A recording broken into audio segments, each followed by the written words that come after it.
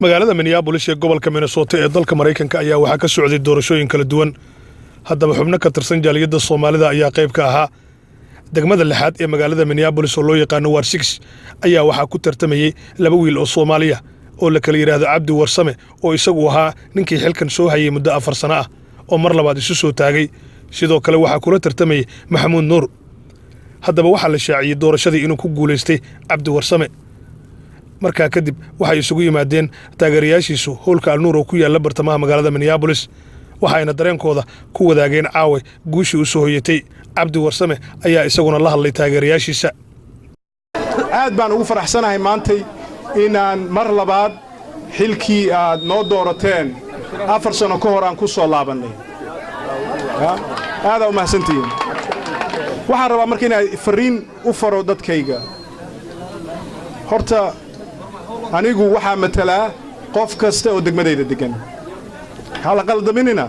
waxaana jirto dad laga tiro badan yahay oo annagoo kale ah oo la cunsuriyo oo la dhibo. dadkaasna ayaka waa matalaa. doorashadaanna ogaada waxaa la tartamnay dad aad u awood badan. lacag badan lahaa. maxayd experience naga badnaa. yaqaanay sidii wax loo maaragtay laisku dhufto. laakiin waxaan uga guulaysannay waxay ahayd ilaahay subxaana wa tacaala iyo kartidiinna. waxaan rabaa inaan hal wax ku daro. annaku qofna ma aflagaadaynayno. kuwiina aflagaadeeyey waa cafinaynaa. kuwii noo hanjabay waa cafinaynaa. kuwii nala dagaalay waa cafinaynaa. tartankuna waa xaq in lagula tartamo. Cabdi Warsame xilkaan ma iska lahan. nin baa ka qaadannay.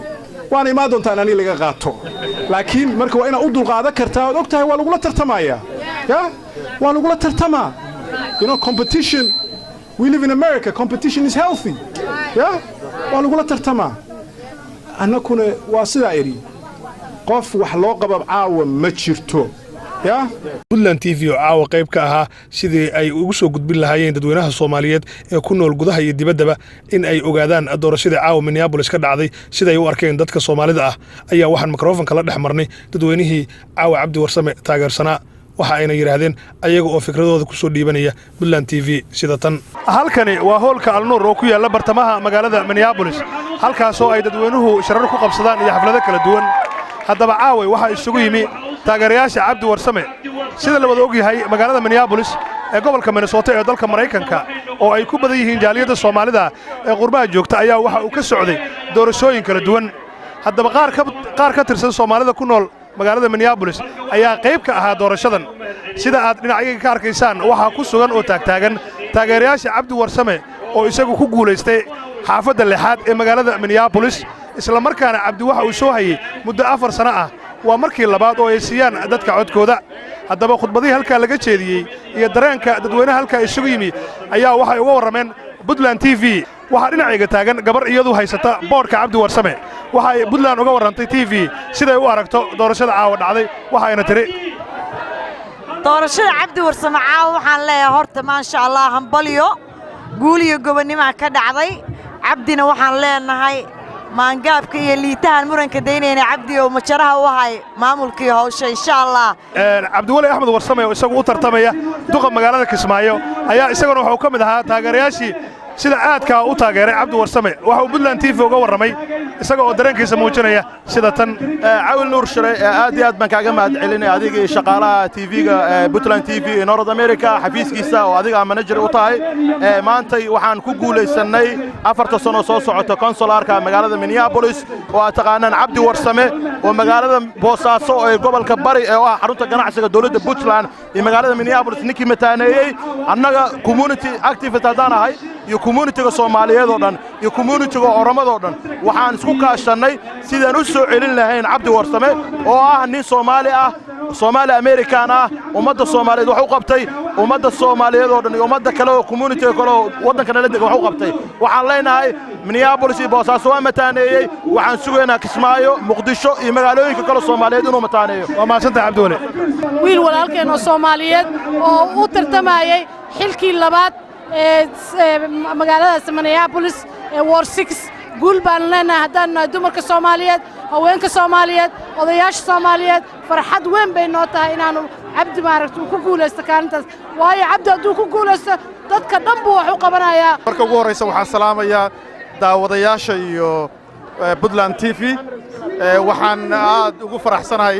inaan caaway aan qornay taariikh cusub mar labaad gobolka Minnesota tanoo ah guul Soomaali meel walba ay joogto runtii xaqiiqdii marka la eego taariikhdii campaign-kan soo maray waxa weeye guul Soomaali oo dhan u soo hoyatay weeye dhammaantiin waxaan leenahay guulaysta insha Allah waa mahadsantihiin meeshaan dad baa igala soo xiriiraya Garowe maanta oo la xagee waxay marayaan war waa guulaysanaya seexdan ilaahay assalaamu calaykum magacayga garaad waaye waxaan ahay dadkii ka soo shaqeeyay campaign-kan oo habeenii maalin aan seexanin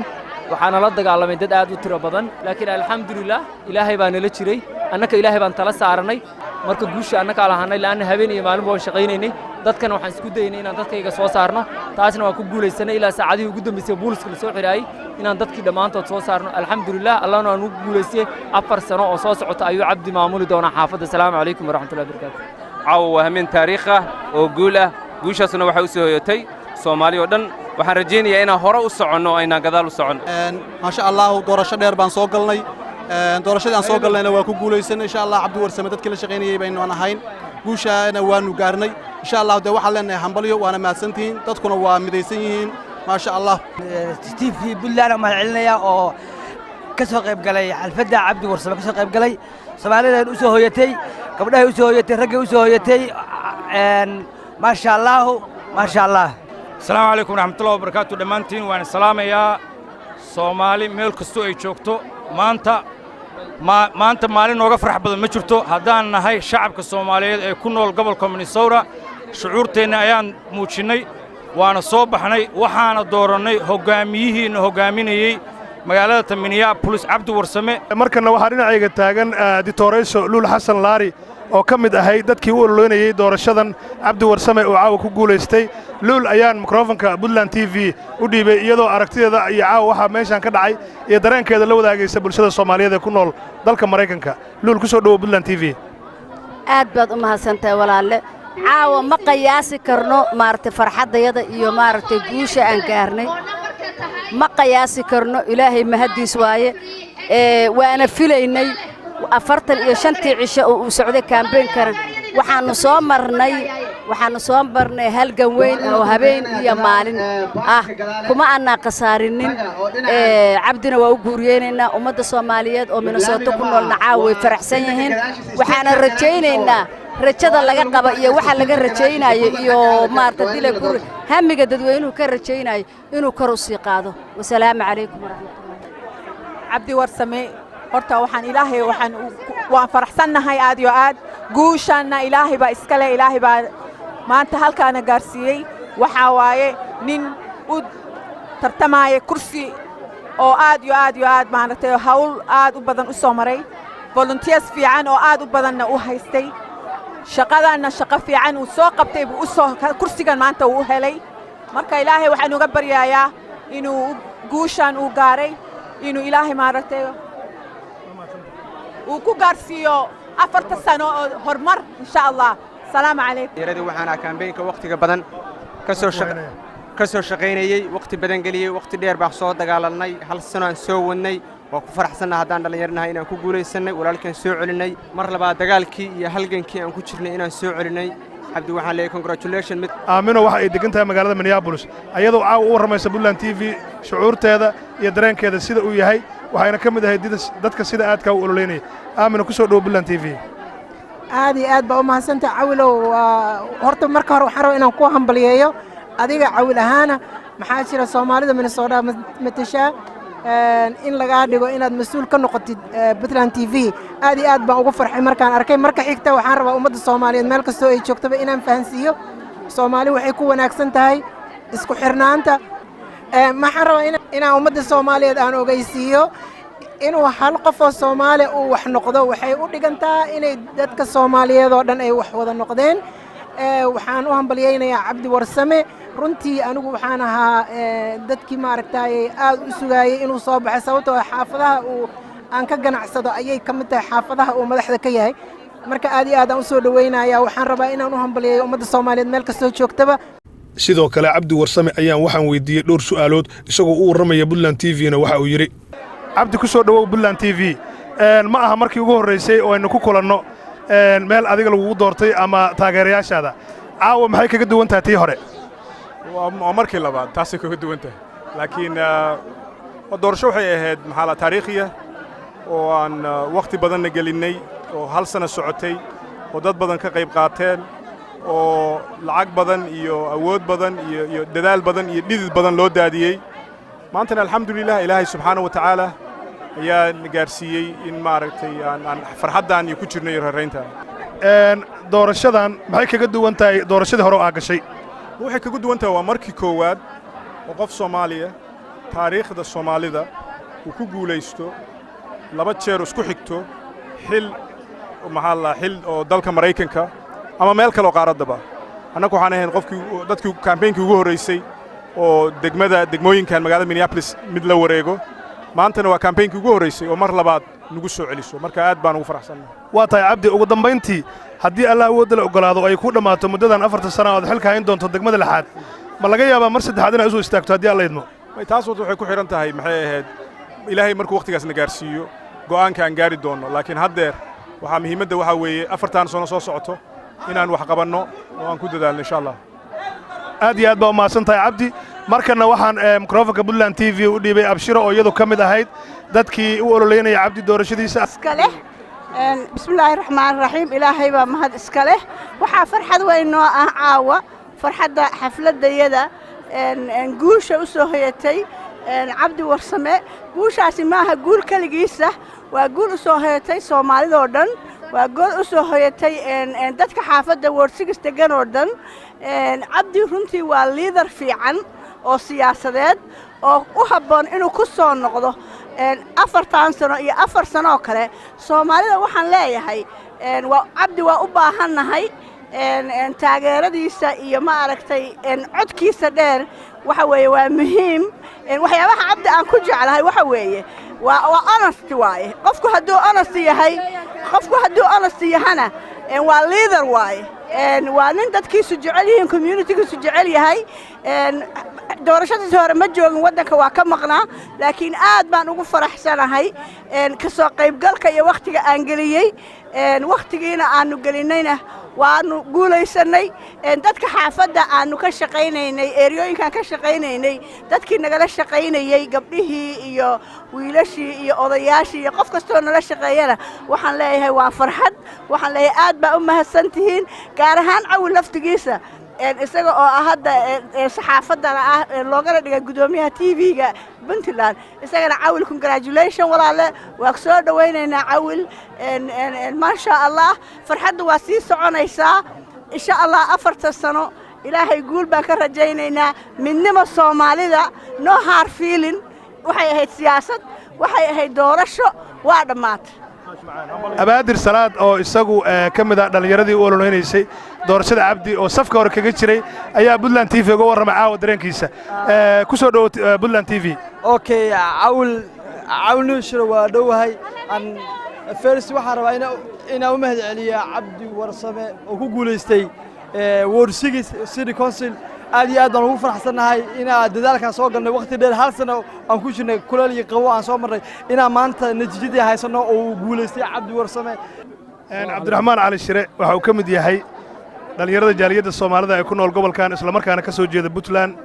cabdiraxmaan cali shire waxa uu ka mid ahaa taageerayaasha cabdi warsame dareenkiisa ayaan wax ka weydiiyay caawo isagoo u warramay Puntland TV aad iyo aad waa aad mahadsantahay cawil iyo Puntland marka ugu horeysa waxaan kugu hambalyeynaya magacaan cawil magacaabida Puntland TV cawil ku soo wada aad baan kugu faraxsanahay midda labaad waxaan caaw ugu hambalyeynayaa cabdi warsame ku guuleystay degmada lixaad runtii ma aha wax la qarin karo ma waa wax cad bay ahayd hawl qabad buuxday ahayd dhammaan ummadda Soomaaliyeed caaw waxaan leeyahay meel kasta ay joogaan baa hambalyan leenahay war waxaan aad baan ugu hambalyeynaa TV-ga iyo cawil asagana aad baan ugu dhameynaa cawil soo dhaw North America aad iyo aad baan kugu soo dhaweynaynaa adigana waa taa cabdiraxmaan cali shire aad iyo aad u mahadsan tahay wali waxaan ku guda jirnaa taageerayaasha cabdi warsame oo caawa iyaga dareenkooda nala wadaagaya wiil dhalinyaro ayaa dhinacayga midig taagan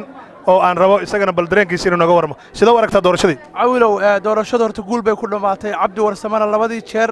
waa la shaqaynayay aad baan ugu faraxsanahay shaqadeedii baan uga soo baxay hiiliyahoona waa la garab taagnay waxaan leeyahay cabdi warsamow dadku waxay kugu doorteen waa inaad waxqabad wanaagsan aad u muujiso tv-ga puntland aad baan u salaamay assalaamu calaykum waraxmatullahi wabarakaatu aad iyo aad mahadsan tahay waxaa ila taagan sheekh cabdi xaaji oo isagoo caawa isna dareenkiisa nooga warramaya cabdi xaaji warsame garaar waa cabdi warsame adeerkiis waxa uu nala wadaagayaa dareenkiisa waxaana u warramay tv-ga puntland tv بسم الله الرحمن الرحيم الحمد لله رب العالمين والصلاة والسلام على رسول الله وفرحة وين ويه همبليو مارتي عبد ورسمة إن شاء الله أنا أقول الله مجا عرّي ورسمة جيرارة ما شاء الله أدبان أقول همبليين يا وحن صقلني هالجندر وحن صقلني هالجن يا ذودر يكمبين ذودر الحمد لله إلهي بامهات أسرناتي سبحانه وتعالى عاو إن هالكن كفرحنا maaragtay aan aad ugu faraxno si aad iyo aad maaragtay u badanna uu ugu guulaystay kursiga dowladda hoose ee Minneapolis gabagabadii dad Soomaaliya oo fara badan ayaa cabdi u soo hambaliyeeyay waxayna u rajeeyeen ilaahay inuu u fududeeyo xilkan hadda uu mar labaad ku soo noqday dadka Soomaaliyeed meel kasta oo ay joogaan shucuurtooda waxaad moodaysay inay isku si u wada arkeen doorashooyin ka dhacaya magaalada Minneapolis inta waxa dheer dadka jooga Afrika iyo Yurub ayaa iyagana qayb ka ahaa oo dhinaca social media qayb kaga ahaa oo taageerayaal badan ay halka ka soo jireen dhammaan dadka reer Minneapolisna caaway intii cabdi taageerayaashiisa ahayd farxad ay ku seexdeen dadkii kale oo Soomaalida iyaguna waa ay ku farxeen waxa ay dadka kula dardaarmeen in la ilaaliyo midnimada in la ilaaliyo wadajirka fursadan tartanka dalkan Mareykankaana inay cid walba u furan tahay sidoo kalena cabdi waxa uu sheegay in uu qof walba uu la tartami karo cabdi inta uu xilka hayana uu qaban doono shaqadii hore ka wanaagsan si kastaba ha ahaatee maxamuud nuur oo cabdi warsame la tartamayay ayaan isagu aqbalin natiijadii sida ay wararku nagu soo gaarayaan waxa uu codsaday in dib loo tiriyo Awil Nuur Shire Puntland TV dalka Mareykanka